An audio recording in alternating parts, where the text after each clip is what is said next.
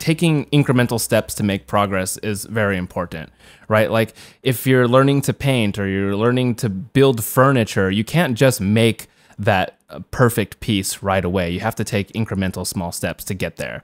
On the 50th episode of Passion in Progress, YouTuber Genki Hagata.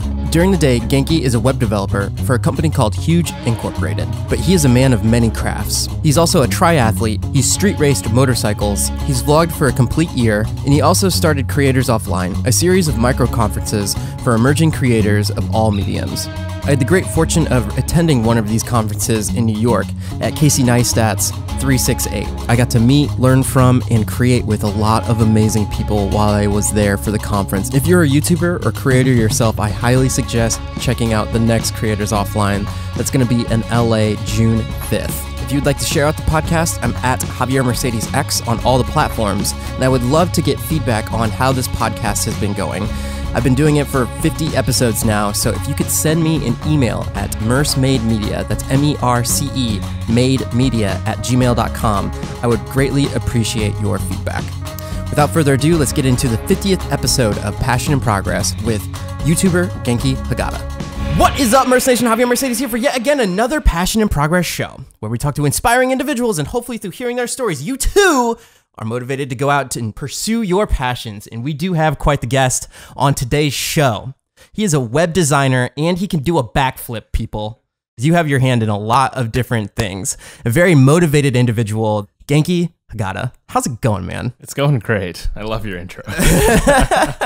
Would you give the audience a overview of the person who you are, what you do day to day, and just like, who is Genki Hagata? It's a tough question, I guess. I'll start off. I'm from the San Francisco Bay Area. As a career, I'm a web engineer, designer in the past, previously graphic designer, but most of my time these days is in the engineering side of things, which is why I'm in Austin right now for South by Southwest. But I mean, that's kind of like the high level stuff of what I do. Like I said, I document stuff. I came off a year in 2018 of doing daily vlogs. But yeah, that's it's kind of, I don't know, I don't have like a one-liner. Oh, trust me, there's like myself. So much I want to get into. So we'll just dive right in. Sure. First thing, man, I have to ask, motorcycle racing. Yeah. Like, you don't really talk about it too much on your videos, but your number one video is you doing this save on your motorcycle. And we don't necessarily need to talk about that, but I just want to know the background of how did you get into motorcycle racing, and can you enlighten the audience as to what kind of motorcycle racing it is and give an overview of what that looks like? Yeah, so the type of motorcycle racing that I'm in is called road racing. I got into it. I had a buddy who rode a street bike and was just, hey, when are you going to get your motorcycle license? And I was like, I don't know. I guess I'm an adult now. I can do. Yeah. I was like, I guess I could go get one. So I, went through the training, did the motorcycle training course, got my permit, got a street bike, and I was riding that every single day to work, commuting on it. And I happened to work in this place where we had a really popular motorcycle road, a little twisty canyon road. And so every day for lunch, I would ride on that road. Mm-hmm. And it started to get to the point where I was, it was fun, and then it was dangerous. And then the same friend who got me into motorcycles in general was into doing track days, where you take your motorcycle to the racetrack and you just kind of ride around for fun. So I got into that. And then I met another friend who was like, hey, how come you're not racing? And I was like, I don't know. Because that's something you do. Yeah. Yeah, he got me into racing. He's a great friend of mine now. We do triathlons together now. But he kind of took me under his wing, was my mentor, got me to get my motorcycle racing license. There's two separate things. Yes. Well, I guess that makes sense because you are trusting your life with all the other people that you're racing against. Absolutely. Yeah. Yeah. So that's a big thing too, is like when you're gridded up next to somebody when you're racing motorcycles, you want to trust that when you're 3 inches away from them going 100 miles an hour, that they know what they're doing and that you know what you're doing too. So yeah, big trust thing there. And I think it's kind of one of those things where you're not really good, but you do it anyways, and you get good through racing. Oh, okay. So you start last, you finish last, but throughout the years and progressing, slowly got better and better. Are you still doing it right now? I'm not. No, I haven't. 2012, when that video that's on YouTube came out, I tried really hard to kind of get my pro license, or I had my pro license, but to try to do like the West Coast pro thing, but then ended up crashing all my motorcycles and ran out of money. So can you just dive a little bit into that? Because I'm really curious about how does a circuit look? Like, how do you break into pro? Like what you were talking about, what's that look like? At least in the US, so you kind of go through like the amateur ranks like I did, which is you spend a little bit of time doing track days and then you go through a course to get your license. You start off as a novice. On average, how many people are there for that, getting their license and then trying to make pro and all that kind of stuff? Like what kind of group are you in right now? So in California, there's a club called AFM, the American Federation of Motorcycle Racing Motorcycles. Yeah. But in that club, there's probably 1,000 people, licensed racers between novices and experts. Not everyone races all the time. There's people who have retired and come through the field. So on any given race or grid, and everything's broken up into classes, right? You have big bikes, smaller bikes, like souped up like super bikes. So everything's broken into classes. So you might have a grid of 15 people. You might have a grid of 40 people. And not everyone who's there amateur is trying to go pro, because going pro costs a lot of money. Like there's pro and getting paid pro are two completely separate things, like factory and then amateur. So like me, you're paying everything to try to like race with the factory guys and be at the back of the grid. So most people are just there, like I was, to do it for fun. What does it take to get the gear that you need to do a race? Once you have the motorcycle, the rest of the gear is just safety gear. Minimum price for a motorcycle at a race? If you're like me and racing on a super tight budget, you know, under $5,000. Oh, really? Okay. Yeah, okay. For the motorcycle. But then what about all the safety stuff that you like? I'm assuming it's required at that level. Yes, absolutely. Okay. Yeah. So, all the safety gear, boots, gloves, leather jacket, or leather suit, not just a jacket. It looked like there was like a back brace of some sort or something like that too. That's an aerodynamic hump. What? Yeah, see, I'm just like really curious from like a 30,000 feet level of like, man, I just want to know like what all it takes to break into this, but continue. Yeah, it's a little bit of money, right? So a lot of the stuff I had from riding on the street and just like trying to be safe on the street. So I had the back protector, I had the gloves, I had the boots, helmet, obviously in California required. And then to get into racing for me, it was just buying the one-piece suit, buying the back protector, and then I got a track bike for like $3,500, I think, was my first one. So how many bikes did you crash? Kind of lost count, but no. So I would crash the bike, but then I would repair it, right? Yeah. So I did most of the repairs myself to keep costs down. Yeah. I don't know how many times in total I've crashed, but I crashed quite a few times. And it sounds like it wasn't too bad when you did crash. No, luckily I got through all of my crashes like without any major injuries. The biggest injury I had was concussion, and I did have 2 concussions in 1 year, which kind of sucked. But other than that, most of my crashes, even my fast crashes, I got out of there just without any injury. If somebody was going into motorcycle racing, advice on what you learned from when you did crash, how would you avoid those?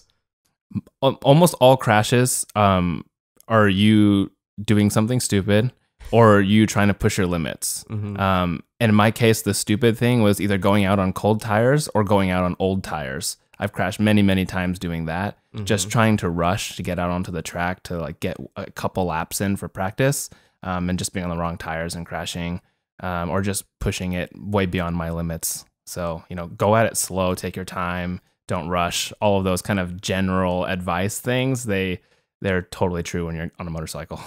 Moving on from that, I just had to ask, because when I was going through the material on your channel, I was like, what is this? Like, whoa.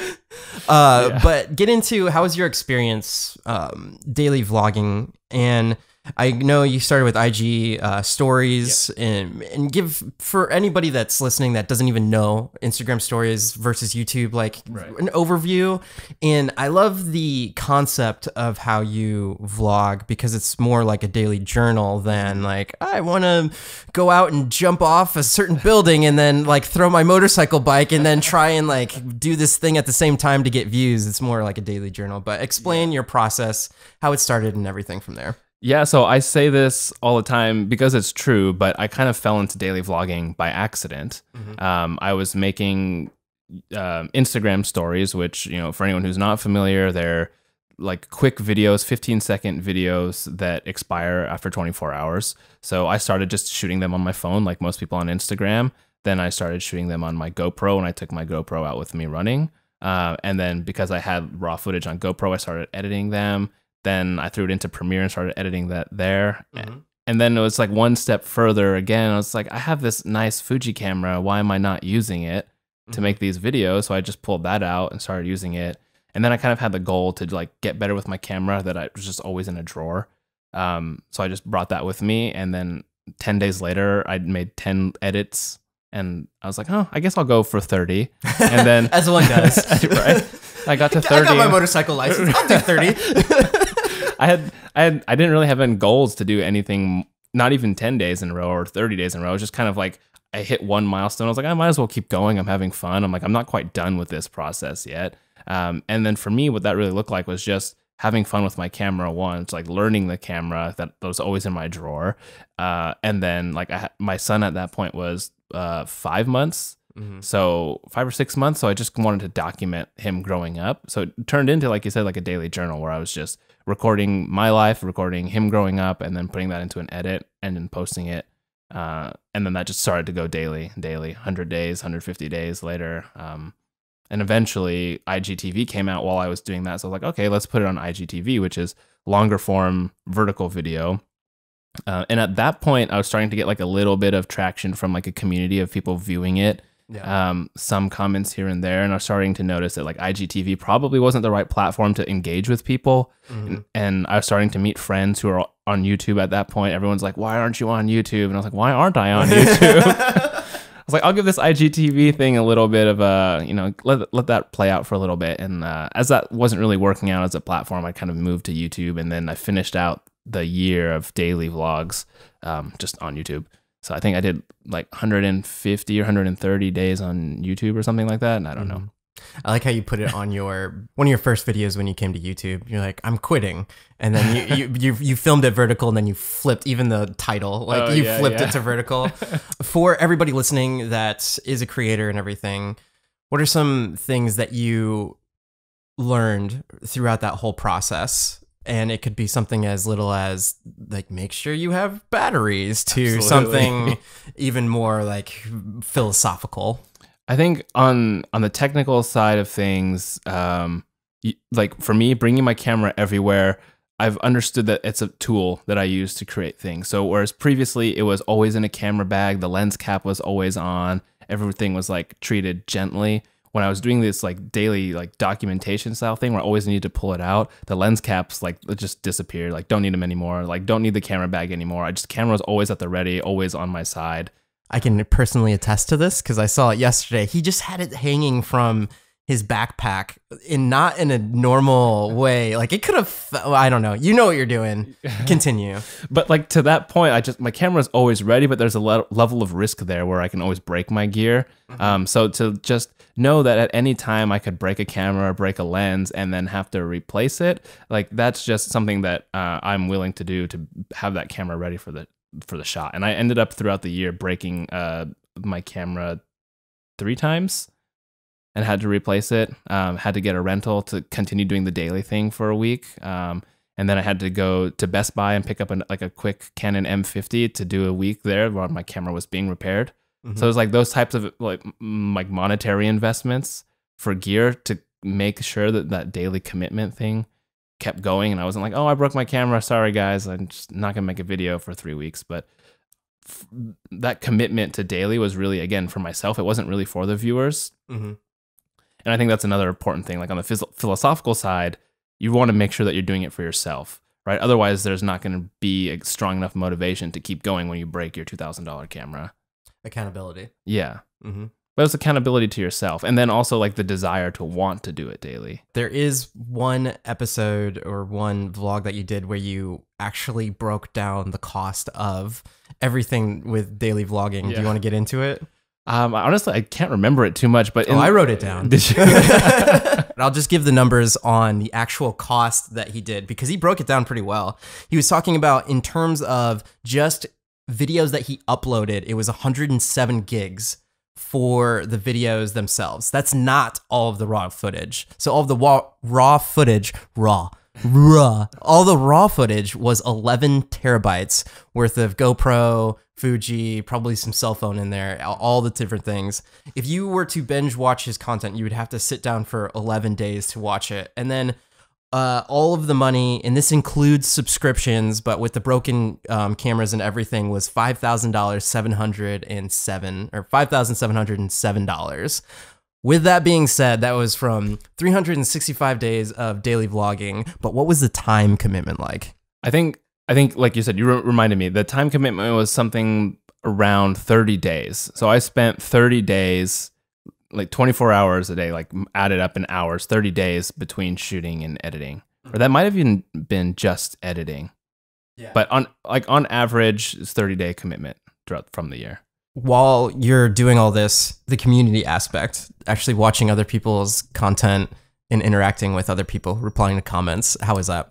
Time-wise, I don't even know. But yeah, at least in the early days on Instagram, stories and IGTV, there wasn't much of that at all. There was no audience. So for probably around the first 150 episodes or so, there was very, very little time spent replying to comments just because there weren't any. So I would upload it and then move on to the next one.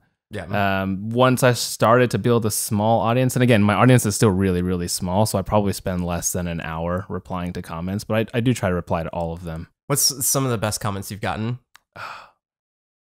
The ones that I like the most are probably the ones where people are saying that I've encouraged them to do something, whether it be video or not video.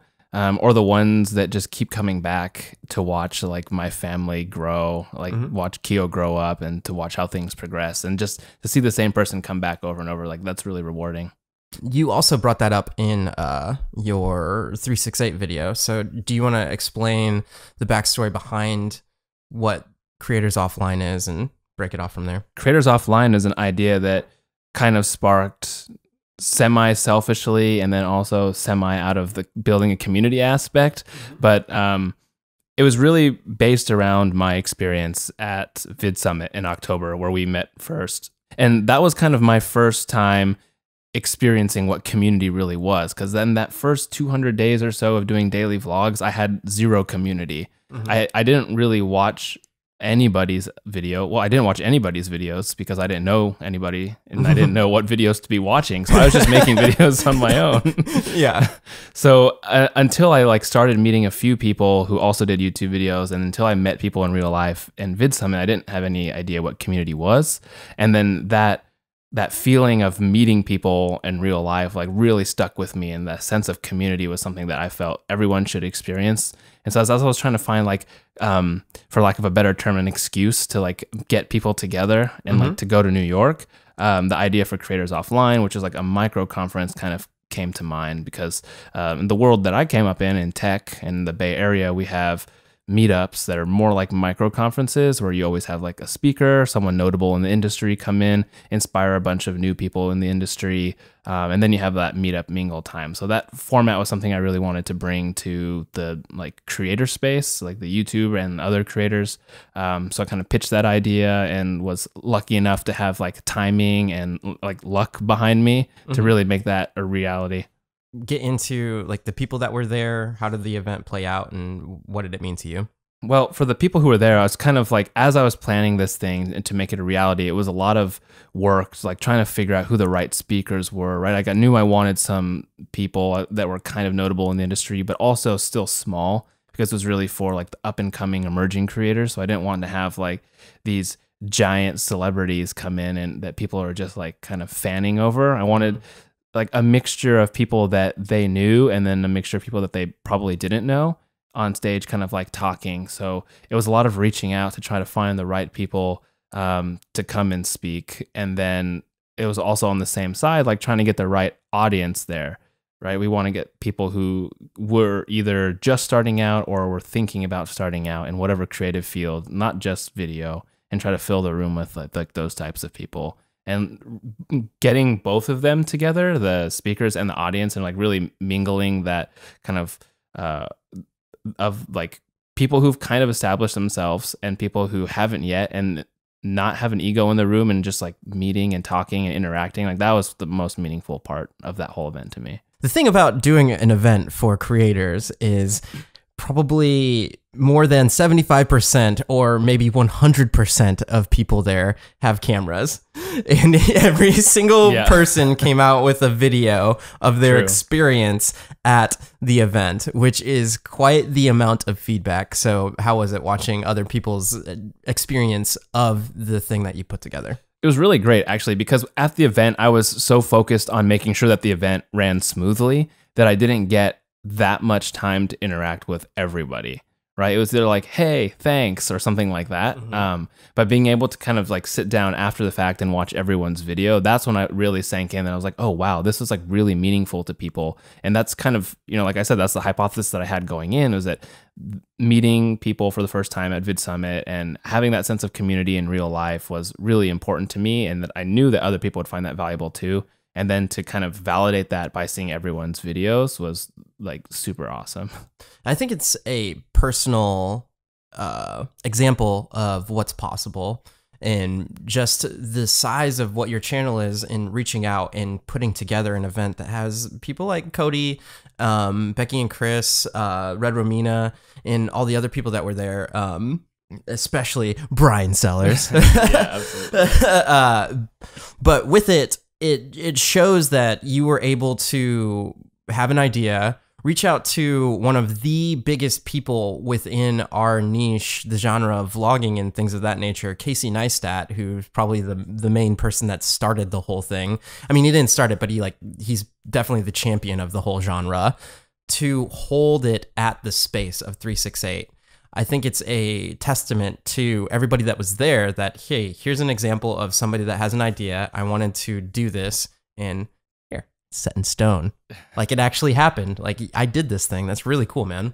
Yeah, thank you. Yeah, I think, you know, I didn't really have that in mind when I kind of set out to do this, like as being an example to other people. But looking back on it, it's totally true. And like seeing some of the other videos that came out, like the Method Box video that talked about the, you know, like harnessing an idea and like going for it, I was like, oh yeah, that's totally true. That did happen. That's so cool that like unbeknownst to you, because like when I saw it, I was like, man, this is really cool that this is happening. And it's it's the idea of a community getting together and creator helping creator. Absolutely. What does the term creator mean to you? So this is it's a complicated term these days, right? Like you see some people who like don't like the term creator. It's a very hot topic. Yeah, and even in my industry, I work in technology, but I also work in design. So we have the term creative that people love and hate. So it's like it's tough, right? Because you want a term that describes people who do creative things, which is what a creator is, or like a creative person is. But there's a lot of stigma attached to the term creator. So it's, you know, and when I coined the name Creators Offline, it was like kind of like a little bit of like a, should I not? Is this going to be cool in 2019? But, you know, it's really for a lack of a better term to describe what a creative person is. Because like I said, I don't want these events just to be for YouTubers, because I think right now, 2018, 19, creator means like content creator, like YouTuber. But I really want, I'm like, hey, creator means everybody who does something creative, like illustrator, you know, calligrapher, like writer, poet, like all of those things. So to me, a creator is someone who does any of those creative things. And that's kind of what I really want this to be like an umbrella for. Like, that's how I define it, at least for Creators Offline. Yeah, I posted my recap of this 368 video on Casey Neistat's subreddit, and there was some person that made a comment like, why is everybody calling everything creator? Like, why don't they just call it like YouTuber like it used to be? Yeah. And then he was like, well, what does creator, like, I will pay you money to stop using the word creator. And I was like, I don't, it's just like, it's what I call it. Right. And then I was like, oh, just like you said, to me, a creator is like they're making content. So you just put the word content in front of it. Like what else? Because you could, nowadays it's cross-platform. You just can't call it YouTuber, because and you're a great example of this. You could be on Instagram and making videos. Yeah. You're a maker. Yeah. And the other concept of it, to me at least, when you're making videos, you're like a documenter, like a documentizer. Like you're shuffling clips in a puzzle format into a video edit. Yeah. Does that make I don't know. What are your opinions on that? Yeah, no, it's kind of the same thing in like, I don't know if you're familiar with like Maker Faire or like the makers movement. It's like, again, like what's a maker? Someone who makes stuff. Yeah. But in the Maker Faire, like maker movement, it's a lot of like sculptures, like DIY, like hands-on, like soldering stuff, like welding things, like your Adam Savage kind of like building stuff from scratch and like making giant things. Like that's a maker. But all those people are also creators. Like it's just all semantics. Our conversation right now is probably making so many people mad and so many people happy. Yeah, like it's a label that people give themselves. So when you use it in a way that doesn't fit their own description of it, it could be like a little bit abrasive, right? But anyways. I like how you just said that last part. That's definitely good. One of the things I noticed when I was doing daily or just making videos in general for myself, my other work that had to do with my creative just juices, however you want to put it. Now every time I'm going to say creative, it's going to come up in my mind. It was like, I don't know, getting a shot of adrenaline to my creative brain. How has your own work affected over the past year? Well, in some ways, like my development work and like experimenting with code like I do for work, that kind of took a little bit of a side seat so that I could spend 3 to 4 hours every evening editing a video. But like I've said a few times before, like making these videos was like drawing in a sketchbook for me. So I never really held them to be like super polished videos. They were just kind of like journal entries or sketchbook entries. So if they were terrible, they were terrible, but they were really kind of just an outlet for any ideas that I had in my head that I wanted to get out, like get those creative juices out, get them flowing so that when I came to do my real work, my brain was already kind of in that creative zone. Like I was always ready to kind of build stories, to tell stories, or like in that creative mindset.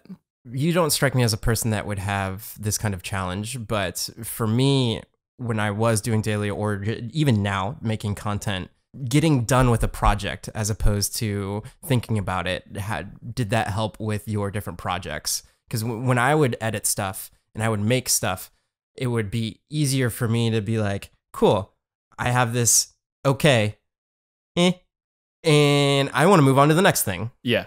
How did that in terms of work? I think I kind of got that whole done is better than perfect like mentality before I started doing daily. Yeah. I could get that from you. Yeah. And especially in my industry where I'm like making sure that stuff gets done so that it's shipped, right? Like we build websites that need to launch at a specific time. You kind of start to learn like where you have to cut out features or where you can't keep noodling away at the same tiny details. And you kind of take that mindset and bring it over to video. And when you have a daily deadline, it becomes really easy, at least for me, to kind of just say, all right, this is good enough, right? Like, well, I don't like it, but it's done. So I'm going to move on to the next thing. And because I held them as like sketches, and because especially in like the beginning, nobody was watching, I was like, and that they expired in 24 hours on Instagram. Like if it was terrible, like it was just gone, like whatever, maybe 20 people saw it. Like it's fine.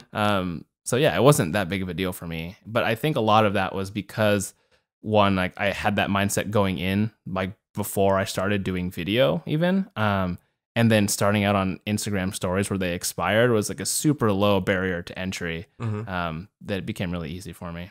Would you say if people are looking to getting into that kind of content creation, start that way? It really depends on the person, but I would say, yeah, like if you're worried about what people are going to think of this video in a year from now, if you post it on something like Instagram stories where it's gone, you won't have to worry about people going back to look at what you made a year ago because it won't be there. Yeah, but if you're looking for like that archive or if you want that feedback, then yeah, it could be the opposite side, right? Like you'd want it to be there. You did a year of daily vlogging. You have this really sweet motorcycle racing. You seem like a competitive type in the sense of goal setting, where if you set something you are going to achieve. Can you explain your philosophy around goal setting? That's a tough one, kind of, because anytime I say I'm going to do something, I want to do my very best to actually do it, whether that's like accountability to myself or now that if I say I'm gonna do something on YouTube and someone sees that video, like I'm obligated to do it because it's out there in the world, and at least one person heard me say that I'm gonna do it. So the accountability thing is big for me, like just letting somebody know, or even just writing it down so there's something that says that I'm gonna do it. And for me, at least, just by having that little sense of accountability, it really pushes me to go for things and to actually do them. Yeah, you seem like somebody that when they set a goal for themselves, you're setting yourself for more than like a low expectation of whatever that goal is. Case in point, the KC, nice stat plays of 368. And I like how you put it on one of your videos, and you can say it better, where it was like you would like to go towards something like at 110% and fall like 80% short, or do you know what I'm trying to say? Like jump 10 feet and only make it 5 instead of setting a goal to jump 3 and then only jumping 3. Boom. I love that. It's such a great concept. And you put pen to paper and you actually did things. Like you're actually doing the things that you say as opposed to just talking the talk. It's really cool. Your talk at South by Southwest and what you do and the company that you work for now, can you explain what that is and the kind of material that you were giving a lecture on, or would it be considered a lecture? Whatever the talk was, because I find that really interesting. Yeah. So it was considered a workshop by workshop. That's the word. Vocabulary is eluding me today. The only difference, I guess, between a workshop and a talk is that in the workshop, we were like laptops out, like following along with what I was teaching, kind of like a classroom session. So yeah, taking that back just a little bit, at South by Southwest, I was giving a workshop on how to prototype using voice inputs, and building a web application, basically, right? Like I said, I'm a web developer, so that's kind of what I was doing my talk around. I work for a company called Huge. We're considered a global experience agency. So we build experiences both on the web and off the web. And globally, we're about 1,200 people in 12 different offices. So my workshop was specifically around how to use Vue.js, which is a JavaScript library, to build a like voice interface. So we built like a fake podcast app. So if you're driving around in your car and you're like, hey, save a bookmark for that podcast, your app would listen to your voice for, hey, new bookmark, and it would add a bookmark, and you could also take voice memos. So we took that idea of an app and actually built that out in the 2-hour workshop.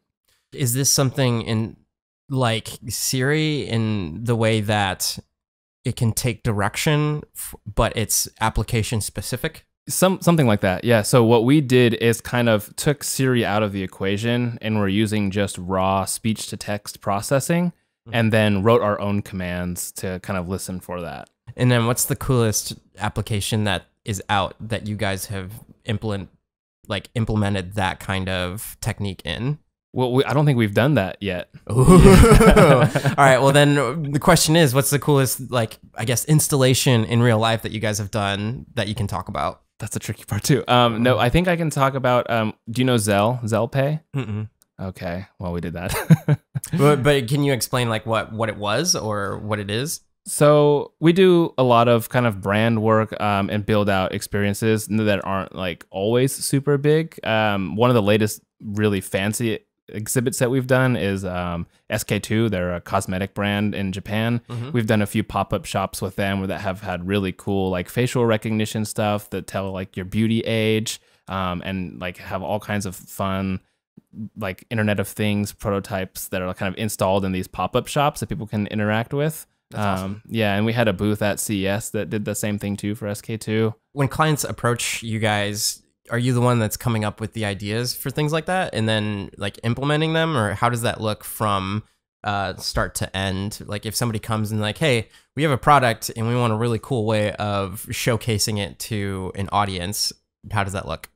Well, in the agency world, it's all a big team. So like we get an RFP, which is a request for proposal. I'm so glad you explained that. Thank you. Yeah. So like a large company will kind of put out an RFP and a bunch of agencies will respond to it. And in the RFP, the request will be like, we're building this thing. And sometimes they're very cagey about like what the specifics. And they're like, please pitch us your cost and your approach. And so then we, as an agency, put together a team of strategists, data analysts, if we need to, designers, and maybe some tech people like me.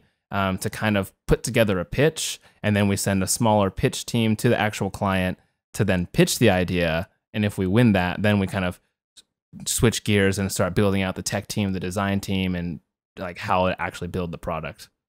That's awesome. How long does a normal project last? It really depends on the scale of the project, but anything that involves like a tech build is probably going to be at least 6 months to a year to build out like an actual product. And companies get in touch with you that far in advance. Yeah. That's awesome. Which is a complete shift from like the freelance world where someone comes to you and they're like, hey, we want this website launched tomorrow. Can you do it? And you're like, sure. You can't see it on when you're listening, but he just had a very like, I don't want to say stressed look. Yeah. Yeah. And coming from being a freelancer, like in any field, that's absolutely the thing that happens, right? And someone approaches you with an impossible deadline, but you need that money to eat and pay your bills. So you say yes and then work through the night anyways. Yep. I think a lot of people that are listening can relate. Yeah. What's some of your favorite projects that you've worked on, either freelance, for YouTube, any kind of thing, creative-wise? That's a tough one. I kind of have that mindset of just like loving what you're doing in the moment and then moving on to the next thing. Nice. And I haven't really looked back to many of the videos that I've made on YouTube, but I do enjoy looking back at some of the earlier footage when my son was like really little. And you're like, oh, look at how cute he was. And small. That's awesome. I love how your concept of making content is based more around people than the concept of the video. I guess it's like a more long lasting type of thing. Yeah. Like you said earlier, I said it earlier, it's really for myself for documentation, right? It's really for that like nostalgic feeling when you go back and look at your own videos. And part of that is selfish because you want them to be nice and have like music, but also because anytime you're showing someone else a video of your kid, no one wants to sit through 45 seconds of them doing nothing and you saying, say potato, right? And you're just waiting for the kid to say the one thing. You're like, show us your trick. And everyone else who's watching is like, okay. You'd rather cut straight to the action and have an enjoyable video for your documentation. I hope the title of this episode is Don't Have 45 Seconds of Your Kid Trying to Say Potato. Cut to the action. Yeah. There we go. Speaking of your kid growing up, you were making a kid's book. Can you explain that process? Again, another thing that I said I was going to do, so I have to do it. Yep. Especially since it's documented on the internet. Yeah. But yeah, we started as a challenge in November. You said we explained. My wife and I accepted this challenge back in November to make a children's book. I believe it was hashtag #NoSmallNovember. Again, thanks Cody for the challenge. But we started. This is the idea to make a book, but between my wife and I had kind of lasted, I don't know, the last 9 years or so. Like we had the idea for the book and the content and the concept, all of that. So in November when the challenge rolled around, we were like, all right, let's just do that book that we've been wanting to make for years. So we started to put it together, did the outline, wrote the content, and it's still on me now, like how many months later to finish the illustrations to actually get it published. But yeah, working on it. But how's that process in general? Did you guys already have the idea for the book? Did you sit down and brainstorm like, we want to make a book. Yeah. What are we going to make a book about? Well, how did that come to fruition? Yeah, so my wife came up with the idea for this specific book many years ago, and she did it kind of as like a photo journal before. And so when we wanted to turn it into like an illustrated picture book, it was kind of easy to take that concept, but we did have to go through a process of like writing all the examples, like how do we be as inclusive as possible, because it is a children's book after all. We don't want it to be like, very stereotypical, like one type of person. So we're trying to be very inclusive with like the ethnicities and the genders. That's that are in the crazy book. To think about, but yeah. And then all of that too comes back on me as like the person trying to illustrate the book is like, all right, what do all these children that were illustrating, what do they actually look like? So it's like going back and doing research and like trying to find other books that are, inclusive, like accessibility, like having a kid in a wheelchair and stuff like that is like important to us. So a lot of the writing process was kind of around that, finding those examples, making sure that our book was not only had our original story and our intention, but also was like good for the mass. When you wake up, when you go to work, after having the hustle and bustle of doing daily and all that stuff, like what mental state and where are you at right now? It's kind of a tricky time, right? I really miss doing daily because daily was structure. And having that structure meant that I would wake up, I would grab all of my batteries, I'd grab my camera, and then I would start shooting, right? Like I had a process that I would follow. And now that I'm not doing daily, I don't really have a process. So like waking up is harder unless I have like a work deadline or something, right? I'm like, oh, well, what am I doing today? Like, I don't know. Do I bring my camera to work? Do I not bring my camera? Like all of those things are kind of up in the air, and then I get like decision fatigue, right? And then that's a thing. Wow. That's a great term. Well, decision fatigue is like the reason why people like Mark Zuckerberg wear the same clothes every day, right? Because that way you wake up, you know what you're wearing, you don't waste time looking for clothes. And I think for me, like having a structure or a process in place daily is very important to making sure that I have a productive day. Otherwise, like there's no reason why I shouldn't just sleep until 1 p.m. Well, other than you'd probably get fired from your job. Well, that too. Cody put that well too, and it seems like you have the same mentality. When I asked him about stepping off daily, his answer was very similar in the fact that everything was so much more clear. Even from like not even making video decisions wise, it's like, well, how am I going to monetize things? Well, got to make a video today. Got to like, and then everything else kind of fell in around that. But now it's a decision from day to day, just like you're saying, it's decision fatigue. It's very, very interesting. I don't know, for a lack of a better way of explaining it, but that lack of process that's there, are you finding a way to get back into it? Or when you approach projects, are you procrastinating more? How does that look? Yeah, absolutely. Procrastination is kind of a big thing. Like I don't even know how many videos I've done since I stopped doing daily, maybe 4, and it's been like 3 months now.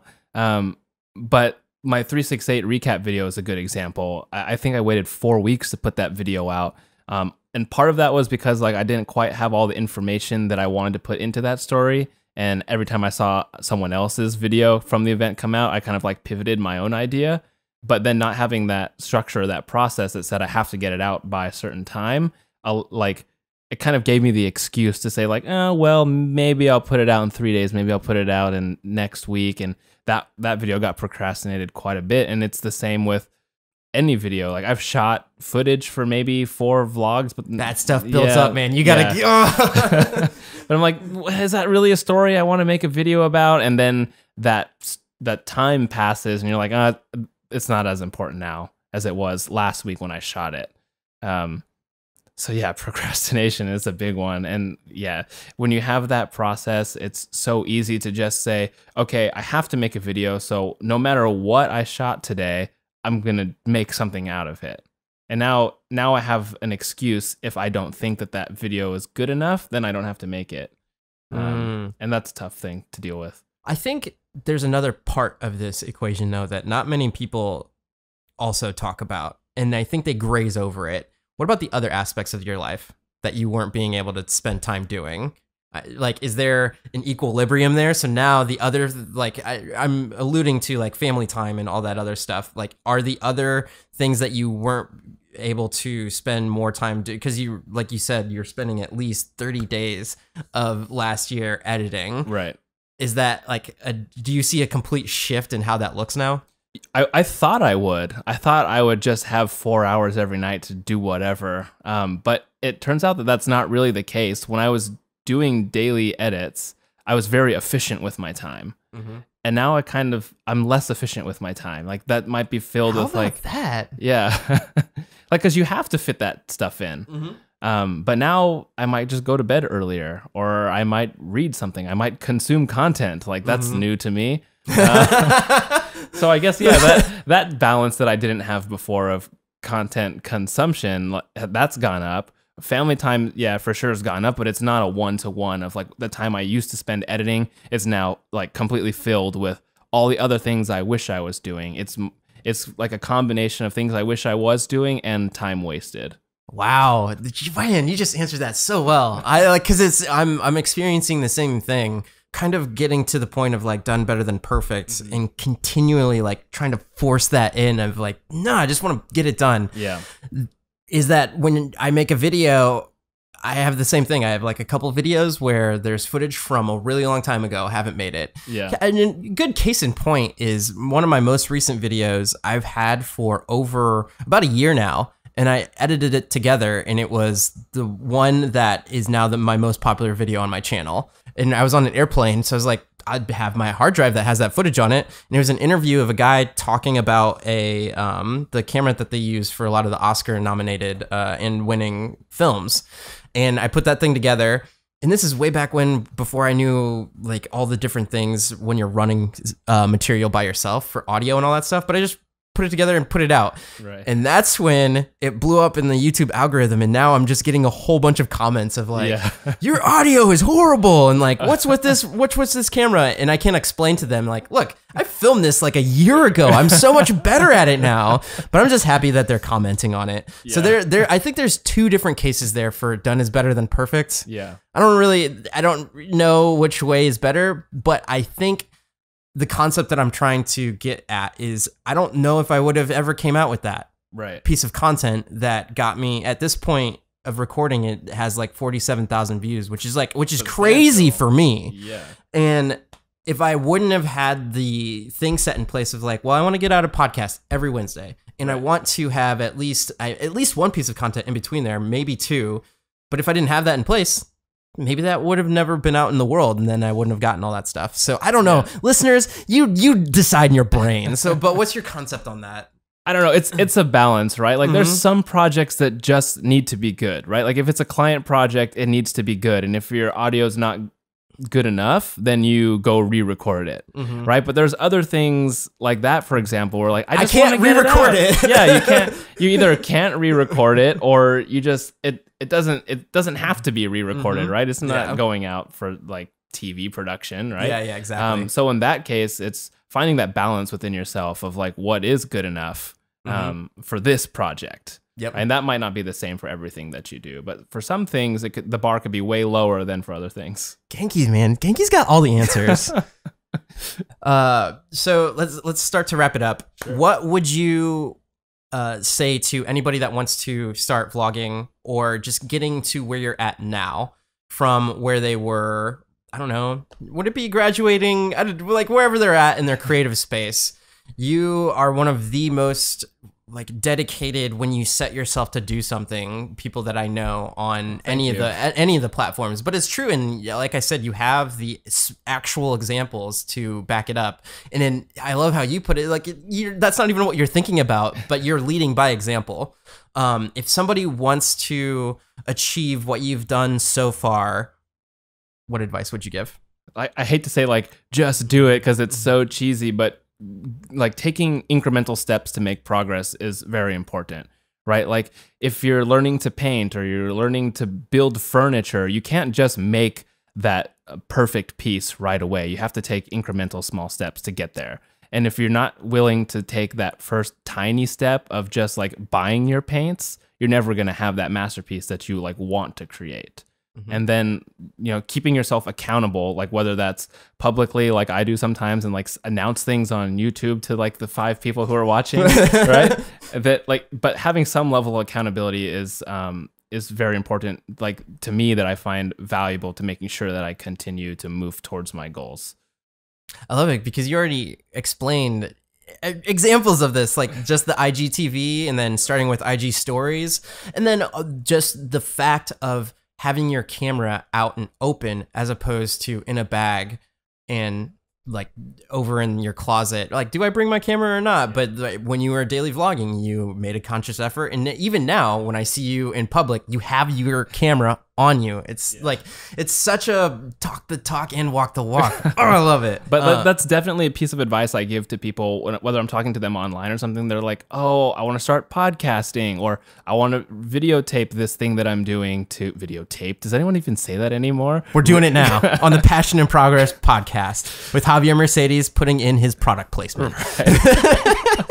Go ahead. But like anyone who like wants to record, I say that same piece of advice all the time. I'm like, where's your camera? Is it in a bag somewhere, like collecting dust? just have it out. Just by like having your camera out on a tripod like you do here in your studio, like not packing it away, get you like so many steps closer to actually hitting that record button, which is super important if you're actually going to make a video.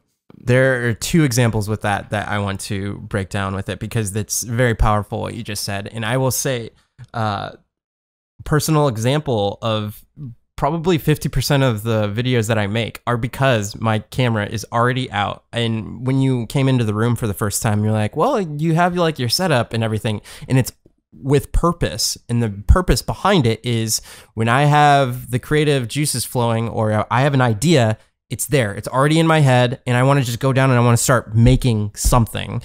And then there are so many things that can happen in between getting your camera out and getting it on a tripod, do you have lighting? Do you like, is there a microphone there? Where'd you put your microphone? Do you have to go find it? That's like 10 minutes. And then by those 10 minutes, you're probably like, man, House of Cards sounds nice. And then like, I'm watching PewDiePie or something like that. You like, it just ends up, your brain will get sidetracked. But when you are focused on something, having the essentials out and ready, the tools, it just creates everything more effectively. The other example I'll give for that, just because I want to drive this point across, is I interviewed Nick Hagelin, who was one of the finalists on The Voice, and he wanted to get better. He's a great guitar player, but he wanted to get better at piano. And there was this guy a really well-known producer, and he's like, man, how'd you get so good at piano? Because he didn't really do lessons. He's like, well, I put my piano in between my living room and my kitchen, and then every time I walk by, I'm like, oh, let me play something. And to your case in point, have your tools that you want to perfect in said craft available and ready. Second question, why do you do what you do? Before I get to that, I want to add an example to what you said. Because 3! We're coming in threes, guys. Because like you were saying, like not only do like House of Cards might seem more attractive 10 minutes in after looking for stuff, but that initial excitement that you had, that idea that was like, oh, I got to record this. Whatever excitement level that you had then is completely lost after you look for anything. It is so true. And if people aren't relating to that are listening, I want your energy, because it's right. Like I want whatever that is, that drive to create something so much that within 10 minutes or 15 minutes after you've had that initial idea, I don't know. I feel like in today's day and age of such instantaneous grams of the Instagrams and all the other content out there, you can get lost so fast in your phone. Yeah. But again, second question, why do you do what you do? For myself, for fun. Yeah, that's really it. Just I always need to be creating something, and I've kind of learned that over the last couple of years, that I'm most happy when I'm making something. So everything I do and make is for myself, really, to kind of keep that happiness level up. And man, it's also like, again, you already like through what you do. It's like, oh yeah, I was just doing like a sketchbook. I mean, I'm just doing it, you know? Yeah. And then people if they want to enjoy my story, it's there. It's so cool that like you are authentic in and of who you are, and you live by example, and there should be more, not exactly like Genki Hagata's out in the world, but you could learn a little thing or two from the example that you're setting. Thank you. And you also said you want to make something every day. Yes. Can you give your whole slogan, and where can people find you? Well, I guess that is my slogan, which again happened on accident. I was just making stuff, and I needed to make something that day, so I made a thing that said make something every day. After you listen to this, or while you're listening to this, go check out Genki on his different platforms, and you'll see the logo. He is a designer, so it looks dank. But where can people find you? Mostly, I guess you can find me on YouTube, where I make these videos. No longer daily, but they will come out more now that like the first quarter of 2019 is over. And then I'm super active on Twitter, kind of active on Instagram, and those are the main places that I hang out. And then how's it spelled? And you can find me on all those platforms at Genki Hagata, GenkiHagata.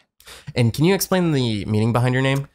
The meaning of Genki is a Japanese word, which is generally used as a greeting when you ask people if they are Genki, right? You say, Genki desu ka? It's like, are you Genki? And in my case, it's like, yeah, always. But it really means like a combination of like well-spirited and happy and healthy, all those types of things. Sorry, it's mind-blowing how much like you're just, again, I'm just saying the same exact thing every single time, but you are who you are. Yeah, it's a title of the episode. You are who you are. Genki Hagata, best person ever. It's definitely a big name to have to live up to. So I think that's part of like why I strive for so much, trying to live up to my name. Mm-hmm. Well, thank you so much for your time, man. This has been awesome. Yeah, absolutely. If you would like to share out this episode, if you got something valuable out of it, you can share it out and tag me at Javier Mercedes X and also Genki, but it's Javier Mercedes, just like the car X. And if you did like this episode so much that you would like to leave a review on the iTunes app, you could do that. Maybe if Genki made a sweet app that you could just talk into it and be like, hey, leave a review for Passion and Progress, only specifically my podcast. You have a podcast too, don't you? I do. It is called the Process Mindset Podcast. And the other host is Adil Constantine, and we talk about all things process. Shout out Adil. Shout out Adil. Mm-hmm. Anything that you put your heart and soul into, you definitely do it for the time that you're doing it. And then you can definitely tell that just from the fact of, oh, I want to do a podcast. You got the gear, you made the thing, you put it on. To starting a podcast is an endeavor in and of itself to get it on all the platforms and do all that stuff. So anyhow, thank you so much for your time. Thanks for stopping by during South by and doing all the things last night. Till next episode, guys, live a life of abundance. Javier Mercedes signing off. Never signed off that way, but I'll sign off that way. You can support me on Patreon too.